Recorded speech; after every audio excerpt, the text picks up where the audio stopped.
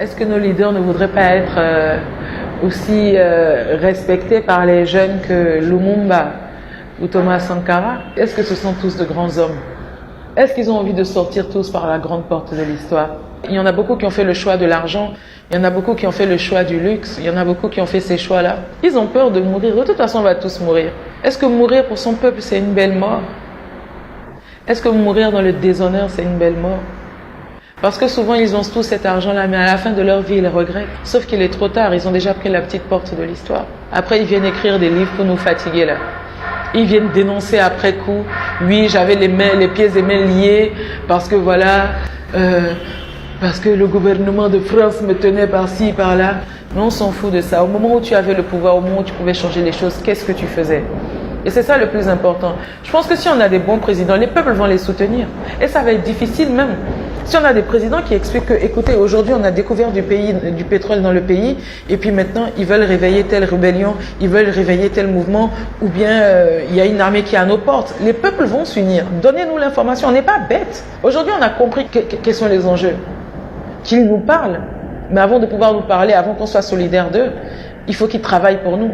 Il faut qu'on arrête avec ces histoires de président, le père de la nation. Moi, j'y crois pas en ça. C'est pas mon père. Moi, je connais, je sais très bien c'est qui mon père. C'est mon employé. Un président, il est là pour servir les intérêts du peuple. C'est-à-dire qu'on a placé quelqu'un qu'on pensait qui était le plus à même de pouvoir gérer nos intérêts à nous tous. Donc, c'est notre employé. Nous l'employons. Si nous ne payons pas nos impôts, si nous ne payons pas nos redevances, lui, il ne sera pas payé. La plupart des opposants qui sont là, ils sont juste opposants au fait qu'ils ne sont pas au pouvoir. Ils ne sont pas opposants à des politiques. Parce que quand ils se retrouvent au pouvoir, ils ont les mêmes comportements que les comportements qu'ils dénonçaient avant. C'est des bouffons, quoi. Franchement, c'est des bouffons. Moi, je vous dis la vérité, hein, je ne crois plus en ces gens-là, en fait. Parce qu'à chaque fois qu'il y a une petite opportunité, on voit comment ils transhument, il y a la transhumance, on voit comment ils sont affairistes, eux aussi, ils dénoncent des choses, mais après ils sont aussi dans des histoires pas claires, tu sais pas, ils sont bizarres. Et en plus, c'est des gens qui se disent que je sais pas au nom de quoi, eux ils méritent plus que quelqu'un d'autre d'être président. C'est comme si c'est un droit. Franchement, tous ces gens-là, ces politocards-là, ils nous ont pris en otage. C'est ça la vérité, ils nous ont pris en otage. Donc, il y a plein de peuples dans plein de pays qui n'ont plus confiance en leurs oppositions.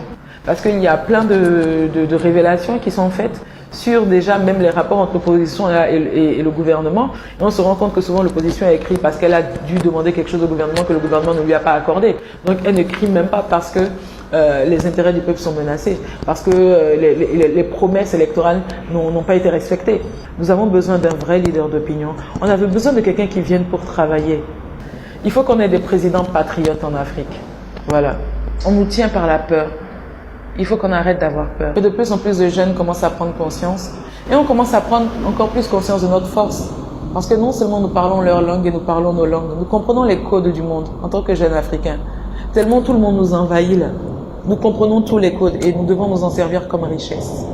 N'ayez pas peur. Aujourd'hui, personne ne veut de l'Africain, mais tout le monde veut de l'argent de l'Afrique.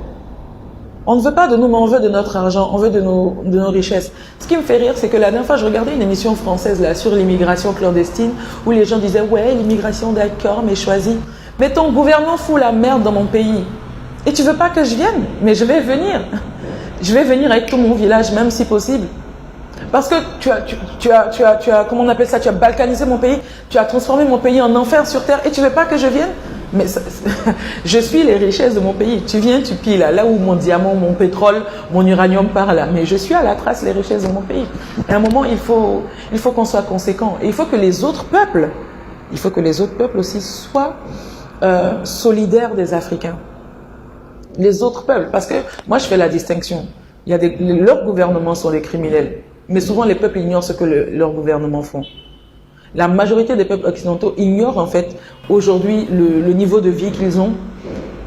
Ils ignorent en fait comment c'est fait. Ils ignorent le nombre de millions de morts qu'il y a en Afrique.